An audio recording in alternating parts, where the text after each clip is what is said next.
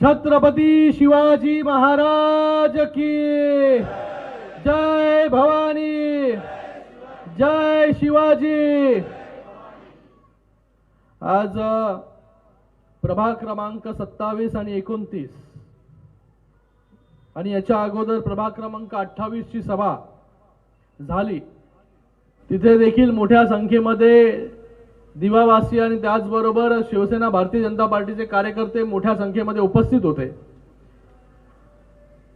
आणि त्यानंतर आता 28, 29 आणि पुन्हा 29 मध्ये बाबाजींच्या प्रभागामध्ये आपण जाणार आहोत। तिकडे 2 सभा होणार आहेत आणि दिव्यामध्ये पहिल्यांदाच दिवसाच्या सभा बाबाजी, नाहीतर आपण संध्याकाळच्या सभा नेहमी घेत असतो।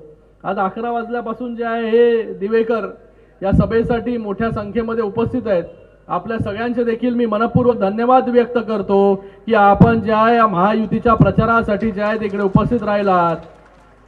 या कार्यक्रमासाठी माजी आमदार सुभाषजी भोईर साहेब, त्याचबरोबर या प्रभाग क्रमांक 27 मधील उमेदवार शैलेशजी पाटील, स्नेहा अमर पाटील, दीपाली उमेश भगत आणि त्याचबरोबर आदेश कमलाकर भगत।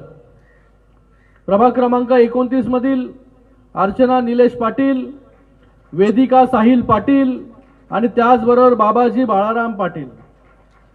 प्रभाग क्रमांक 28 मधील दीपक जाधव, दर्शना म्हात्रे, अक्षता मडवी आणि ड मधील जे आहे साक्षी मडवी आणि रमाकांत मडवी प्रभाग क्रमांक 28 ड मधून हे आहेत शिवसेना महायुतीचे उमेदवार।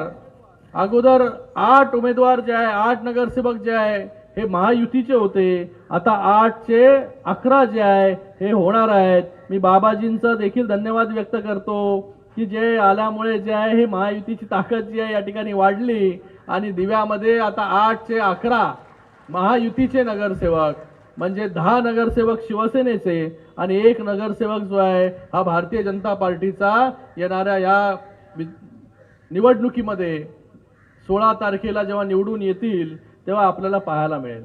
आता सगळ्याच वक्तांनी जे आहे या दिव्यामध्ये कशा प्रकारे विकास झाला, कशा प्रकारे जे आहे हे अनेक वर्ष दिवा महायुतीच्या पाठीशी खंबीरपणे उभा आहे हे देखील दिवेकरांनी दाखवून दिलं। या ठिकाणी आवर्जून उपस्थित या कल्याण ग्रामीणचे आमदार राजेशजी मोरे, त्यांचं नाव घेणं विसरलो, दिलगिरी व्यक्त करतो। राजेशजी मोरे देखील, आपण ज्यांना मोठ्या मताधिक्याने निवडून दिलं असे राजेशजी मोरे देखील या ठिकाणी उपस्थित आहेत। आज या प्रचार सभे दिनी 28 मध्ये जेव्हा आता मेळावा होता तेव्हा काही संघटनांनी जे आहे हे महायुतीला पाठिंबा दिला, उमेदवारांना पाठिंबा दिला। भारतीय मराठा संघ असेल, कोल्हापूर जिल्हा रहिवासी संघ असेल, त्याचबरोबर पश्चिम महाराष्ट्र प्रवासी संघटना, सातारा जिल्हा रहिवासी संघ, सांगली जिल्हा रहिवासी संघ, कोकण रहिवासी सेवा संघ आणि पश्चिम महाराष्ट्र एकजूट संघ, एवढ्या सगळ्या ऑर्गनायझेशन्सनी, संघटनांनी जे आहे हे महायुतीच्या सर्वच्या सर्व उमेदवारांना पाठिंबा दिला। त्याबद्दल त्यांचे देखील खूप खूप मी धन्यवाद व्यक्त करतो। दिवा कसं बदललं, दिव्यामध्ये कशा प्रकारे सोयीसुविधा आल्या हे आपण सगळे लोक जाणता, कारण की गेले अनेक वर्ष आपण दिव्यामध्ये राहता। दिव्याची अगोदरची परिस्थिती, दिव्याची नंतरची परिस्थिती, दिव्यामध्ये जो आता दिवाशील रोड होतोय त्याची अगोदरची परिस्थिती, त्या दिवाशील रोडमध्ये अर्ध्यावरती आल्यानंतर डम्पिंग ग्राउंडची परिस्थिती, डम्पिंग ग्राउंड मधून येणाऱ्या धुराची परिस्थिती, त्याचबरोबर दिव्यामध्ये आल्यानंतर जे आहे नाल्यामधून वाहणारं गटाराचं पाणी हे रस्त्यावरती येत होतं, सिवेज जे आहे रस्त्यावरती येत होतं, रस्त्यामध्ये जे आहे ते खड्डे होते, पावसाळ्यामध्ये जे आहे ते 2.5 फूट 1.5 फूट जो आहे आपल्याला त्या ठिकाणी जे आहे पाण्यामध्ये चालावं लागत होतं, खड्ड्यांमध्ये चालावं लागत होतं। चिखलाचं जे आहे साम्राज्य जे आहे ह्या दिव्यामध्ये होतं। दिव्यामध्ये जे आहे ही परिस्थिती खूप बिकट होती, पण दिव्यामध्ये गेल्या 8-9 वर्षांमध्ये ही परिस्थिती बदलायला लागली। दिव्यामध्ये सिमेंट कॉन्क्रीटचे रस्ते जेवढ्या गतीने झाले ते कुठल्या शहरामध्ये झाले नसतील, फक्त दिव्यामध्ये झाले। सगळे रस्ते आज आपण बघा प्रत्येक गल्लीमध्ये, बरोबर ना निलेश, का चुकीचं बोलतोय? वेगवेगळ्या विकास कामाचे या दिव्यामध्ये आपण केली. प्रत्येक गल्लीमध्ये जे आहे सिमेंट कॉन्क्रीटचे रस्ते आपण करण्यामध्ये यशस्वी झालो.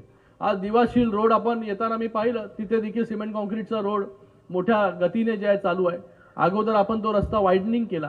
तो रस्ता वाईडनिंग केल्यानंतर आता त्या रस्त्यावरती सिमेंट कॉन्क्रीट आपण त्या ठिकाणी करतो. त्याचबरोबर आपला दिलेला शब्द म्हणजे दिव्याचा डम्पिंग ग्राउंड, हा दिव्याचा डम्पिंग ग्राउंड देखील या दिव्यामधून बंद केला आणि आपल्या सगळ्यांना जो आहे हा रिलीफ या ठिकाणी देण्याचं काम सरकारच्या माध्यमाने झालं. त्याचबरोबर दिव्यामध्ये हे स्टेशन, अगोदरचं दिव्याचं स्टेशन आठवतं ना सगळ्यांना, आणि आत्ताचं दिव्याचं स्टेशन. अगोदरच्या दिव्याच्या स्टेशनवरती किती लोक जे आहे हे मृत्युमुखी पडत होते. आता फाटक बंद झाल्यामुळे जे आहे हे लोक जे आहे, लोकांचा जीव जो आहे तो त्या ठिकाणी जात नाही. त्या ठिकाणी जे आहे हे लोकांना सिक्युरिटी देण्याचं काम आपण केलं. दिव्यामध्ये अगोदर एकच प्लॅटफॉर्म होता. त्या एकाच प्लॅटफॉर्म मध्ये जे आहे गाडी जेव्हा थांबायची, कधी कोण ट्रॅकवरती पडतंय, कुठल्या ट्रॅकवरती पडतंय ते कळत नव्हतं. अशी परिस्थिती दिव्याच्या प्लॅटफॉर्मची आणि दिव्याच्या स्टेशनची होती. आज जर दिव्यामध्ये गाडी कुठली थांबली तर त्याला असं वाटतं कुठल्या तरी मोठ्या शहरामध्ये आपण आलोय, असं स्टेशन जे आहे दिव्याचं या ठिकाणी निर्माण झालेलं आहे. दिव्यामध्ये जे आहे ती मोठी मोठी ग्रह संकुल आहे. दिव्याच्या वेशीवरती जे आहे हे ग्रह संकुल, कॉम्प्लेक्स आहे, सिटीज हे बनतात दिव्यामध्येच आहेत. ते पण दिव्यामध्ये जे आहे हे शाळा ज्या आहेत महानगरपालिकेच्या, आपण चांगल्या प्रकारे मोठ्या 2 महानगरपालिकेच्या शाळा केल्या. अग्निशमन केंद्र असेल, दिव्याचा ज्वलंत प्रश्न म्हणजे पोलीस स्टेशन, ते देखील मंजूर झालं आणि त्यानंतर त्याचं काम देखील पूर्ण झालं. त्याचबरोबर दिव्यामध्ये पाण्याची व्यवस्था असेल 234 कोटीची, त्याचं देखील काम जे आहे ते आता अंतिम टप्प्यामध्ये आहे. पश्चिमेला बोगद्यामधून जे आहे ते पुष्टरूचं काम चालू आहे. आपल्या पश्चिमेला देखील पाण्याची सोय जी आहे ती त्या ठिकाणी होईल. त्याचबरोबर या दिव्यामध्ये आगरी कोळी वारकरी भवन असेल, सगळ्यात मोठं महाराष्ट्रामधलं आगरी कोळी वारकरी भवन जर कुठे होत असेल तर ते दातिवलीमध्ये आपल्या दिव्यामध्ये त्या ठिकाणी होत आहे. त्याचबरोबर नानासाहेब धर्माधिकारी सभागृह झाला. या दिव्याच्या कचऱ्यावरती प्रकल्प जो आहे बायो मायनिंग, त्याचा देखील टेंडर झालं आणि वर्क ऑर्डर झालं. म्हणजे जो आज आपलं डम्पिंग दिसतोय तो देखील काही महिन्यांमध्ये जे आहे कचरा आपल्या त्या ठिकाणी दिसणार नाही. आणि जसं सुभाषजी भोईर म्हणाले या ठिकाणी की भविष्यामध्ये कुठेही जे आहे डम्पिंग होणार नाही, सगळीकडे कचरावरती जो आहे प्रक्रिया करणारे केंद्र जे आहे ते उभे राहतील, ज्या प्रकारे बाबाजी पाटील यांच्या मतदारसंघामध्ये उभा आहे. त्याचबरोबर ऐरोली काटई, आपल्याला माहिती आहे ऐरोली काटई टनलचं काम जे आहे हे आज अंतिम स्टेजमध्ये आहे. जेव्हा हे ऐरोली काटई टनल जो आहे तो ओपन होईल काही महिन्यांमध्ये आता, तेव्हा ऐरोलीवरून या दिव्यामध्ये येण्यासाठी आज किती वेळ लागतो? किती वेळ लागतो? 1 तास, 1.5 तास, 2 तास, किती वेळ लागतो? 1-1.5 तास लागतो. काही लोकांना कमी लागतो, काही लोकांना जास्त लागतो. पण हे ऐरोली काटई टनल झाल्यानंतर 10 मिनिटांमध्ये ऐरोलीवरून दिव्यामध्ये व्यक्ती पोहोचणार आहे. आणि हाच टनल जो आहे तो पुढे काटई डोंबिवलीपर्यंत जातोय, फ्रीवे. त्याचबरोबर याच दिव्यामधून जे आहे दिव्याच्या कल्याण फाट्यावर मेट्रो 12 आणि मेट्रो 14, मेट्रो 12चं काम कल्याणशील रोडवरती आपण बघताय. कल्याणशील रोड पण माहिती होता आपल्याला अगोदर, निमुळता होता, एकच गाडी जात होती आणि ती पण खड्ड्यातून. तो 6 लेन झाला. त्याच्यावरती मेट्रोचं काम सुरू झालं. आता त्याच्यावरच डबल डेकर फ्लायओव्हरचं काम देखील काही महिन्यामध्ये सुरू होईल. त्याच मेट्रो मधून जे आहे जो व्यक्ती डोंबिवलीला असेल, दिव्याला असेल, तो दिव्याचा व्यक्ती कल्याणला जाऊ शकतोय, दिव्याचा व्यक्ती बदलापूरला जाऊ शकतोय आणि दिव्याचा व्यक्ती जो आहे तो मुंबईला जाऊ शकतोय. या मेट्रो 12 आणि मेट्रो 14च्या माध्यमाने. जी मेट्रो 14 कांजूर मार्ग पासून जी बदलापूर पर्यंत जाणार आहे आणि आपल्या कल्याण फाट्यावरती त्याचं स्टेशन असणार आहे. शीळ फाट्यावरती आता इथून बाहेर निघाल्यानंतर आपल्याला किती ट्रॅफिकची समस्या व्हायची. तिथे फ्लायओव्हर नव्हता, तिथे फ्लायओव्हर करण्याचं काम आपण केलं. फ्लायओव्हर सुरू झाला ना सुरू. त्याचबरोबर याच दिव्यामध्ये जे आहे आपला दवाखाना असेल, छोटे छोटे प्रायमरी हेल्थ सेंटर्स असतील. त्याचबरोबर याच दिव्यामध्ये आता मागणी आहे की मोठ्या हॉस्पिटल हे दिव्यामध्ये झालं पाहिजे. मी तुम्हाला या ठिकाणी आश्वासन नको वचन जे आहे हे आपल्याला या ठिकाणी मी देतो. या दिव्यामध्ये एक सुसज्ज असं 200 बेडपेक्षा जास्त मल्टी स्पेशालिटी हॉस्पिटल जे आहे या ठिकाणी तयार होईल. 58 कोटी रुपये जे आहे हे ऑलरेडी हॉस्पिटलसाठी जे आहे हे कलेक्टरकडे मंजूर झालेले आहे. जेवढे पैसे याच्यामध्ये लागतील तेवढे पैसे देण्याचं काम आपलं सरकारच्या माध्यमाने त्या ठिकाणी. दिव्यामध्ये मगाशी विषय काढला भोईर साहेबांनी की प्लेग्राऊंड पाहिजे, गार्डन पाहिजे. आपल्या सगळ्या दिवेकरांना देखील मी सांगू इच्छितो की दिव्यामध्ये जे आहे त्या अगोदर CRZ होता, त्याचबरोबर ग्रीन झोन होता. तो ग्रीन झोन हटवून त्याला रेसिडेन्शियल झोन करण्याचं काम जे आहे ते आपल्या सरकारने केलं. त्याच्यामुळे आता काय होणार आहे, त्याच्यामुळे जागा ओपन होतील, आरक्षण आपल्याला मिळतील, आपल्या मुलाबाळांना खेळण्यासाठी प्लेग्राऊंड मिळेल, आपल्या मुलाबाळांना खेळण्यासाठी जे आहे हे गार्डन्स मिळतील, शाळा उभ्या राहतील, हॉस्पिटल्स उभ्या राहतील. या सगळ्या गोष्टी ज्या आहेत हे CRZ दूर झाल्यामुळे होणार आहे. त्याचबरोबर याच दिव्यामध्ये क्लस्टरचा सर्वे जो आहे 95% पूर्ण झालेला आहे. क्लस्टर योजना म्हणजे काय? क्लस्टर योजना म्हणजे तुमचं आमचं जे आहे हक्काचं घर, अधिकृत घर, त्याचं स्वप्न पूर्ण करण्याची योजना म्हणजे क्लस्टर. लोकांना अगोदर वाटत होतं क्लस्टर काय, लोक बोलत होते अरे क्लस्टर होणारच नाही. ठाण्यामध्ये जाऊन बघा, क्लस्टर जे आहे इमारती उभ्या राहिल्या. लोक काही महिन्यामध्ये जे आहे क्लस्टरच्या इमारतीमध्ये शिफ्ट होतील. जे गेले अनेक वर्ष अनधिकृत बांधकामामध्ये राहत होते, धोकादायक बांधकामांमध्ये राहत होते, स्लम मध्ये राहत होते, त्यांना कधी वाटलं नव्हतं की आपलं अधिकृत घर जे आहे ते आपल्याला मिळेल. 10 बाय 10च्या खोलीमध्ये राहत होते, त्यांना 320 स्क्वेअर फीटचं स्वतःचं घर जे आहे त्या ठिकाणी मिळणार आहे. ही सगळी योजना आपण समजून घ्या. या दिव्यामध्ये जो व्यक्ती राहतो, ज्याचा सर्वे बायोमेट्रिक सर्वे झालेला आहे, जो लाभार्थी या ठिकाणी आहे, प्रत्येकाला जे आहे 320 स्क्वेअर फीटाचं घर जे आहे हे सरकार बांधून त्या ठिकाणी देणार आहे क्लस्टर योजनेच्या माध्यमाने. क्लस्टर योजना लोकांना पहिली स्वप्नवत वाटायची. शिंदे साहेबांनी त्याच्यासाठी खूप मोठा लढा दिला. कार्पेट 320 आणि बिल्टअप जर केला तर 450 स्क्वेअर फीट पर्यंत बिल्टअप जो आहे तो त्या ठिकाणी जातो. कोणी विचार केला होता की गरिबांना जे आहे स्वतःचा हक्काचं अधिकृत घर आणि फक्त इमारती नाही बांधणार तिथे आम्ही 10 एकरचा सामूहिक विकास म्हणजे त्या ठिकाणी आपल्याला बिल्डिंग्स तर बांधून मिळणार, चांगले फ्लॅट्स आपल्याला मिळणार, तिकडे ज्या एम्युनिटीज आपल्याला लागणार, बाकीचे गृहसंकुल बाहेर आहेत ना, तेव्हा आपल्या मुलांना खेळण्यासाठी क्लब हाऊस लागतो, गार्डन लागतं, शाळा लागते, त्या ठिकाणी छोटं हॉस्पिटल लागतं. या सगळ्या गोष्टी ज्या आहेत या 10 एकरमध्ये समूह विकासाच्या माध्यमाने जे आहे हे क्लस्टर योजना या ठिकाणी आपण राबवतोय. काही लोक आपल्याकडे येऊन दिशाभूल करतील, पण त्याच्यात जे आहे बळी पडू नका. काही लोकांनी दिशाभूल ठाण्यामध्ये केले म्हणून क्लस्टर जी आहे ती थोडी लेट झाली, पण आज ठाण्यामध्ये एकाच वेळेस जे आहे 13 क्लस्टरचं काम जे आहे हे सुरू आहे. 13 क्लस्टर. तर आपल्या दिव्यामध्ये देखील, कारण दिवा बदलतोय, दिवा एवढा फास्ट आहे, आपल्याला पैसे या ठिकाणी मिळाले, फंड्स मिळाले. शिंदे साहेबांचं, देवेंद्र फडणवीसांचं मी खूप खूप धन्यवाद व्यक्त करतो. इतके पैसे जे आहे हे कुठल्या शहराला मिळाले नाही आणि इतक्या लवकर जे कुठलं शहर बदललं नाही. म्हणून आपण सगळ्यांनी विश्वास जो आहे शिवसेनेवरती, महायुतीवरती गेले अनेक वर्ष दाखवले. याही वेळेस विधानसभेला देखील आपण आपला आशीर्वाद जो आहे हा शिवसेना महायुतीच्या पाठीशी आपण दाखवला. आता नगर कॉर्पोरेशनची निवडणूक आहे. गेल्या वेळेस आपण 8 नगरसेवक निवडून दिले होते. आता आपण 11 नगरसेवक जे आहे हे निवडून देणार आहोत. आपल्यासाठी कोण काम करतं आणि याच दिव्यामध्ये आता आपण छत्रपती शिवाजी महाराजांचा अश्वारूढ पुतळा देखील उभारतोय. तो देखील जो आहे दिव्यामध्ये त्याचे देखील पैसे शिवाजी महाराज की जय भवानी मंजूर झाले. त्याचं देखील काम जे आहे ते लवकर सुरू होईल. काही दिवसांपूर्वी आम्ही डोंबिवलीला घारडा सर्कल त्या ठिकाणी छत्रपती शिवाजी महाराजांच्या पुतळ्याचं अनावरण केलं. आज या ठिकाणी होत आहे. त्याचबरोबर कल्याण फाट्याला आपण जे एलिव्हेटेड रोड करणार डबल डेकर, तो माप्यापासून तो थेट रांजनोलीपर्यंत जाणार आहे. त्याचबरोबर त्याच्याखाली अंडरपास आपण करतोय जेणेकरून जी ट्रॅफिकची प्रश्न जो इकडे उद्भवतो तो उद्भवणार नाही. एवढी सगळी कामं करतोय.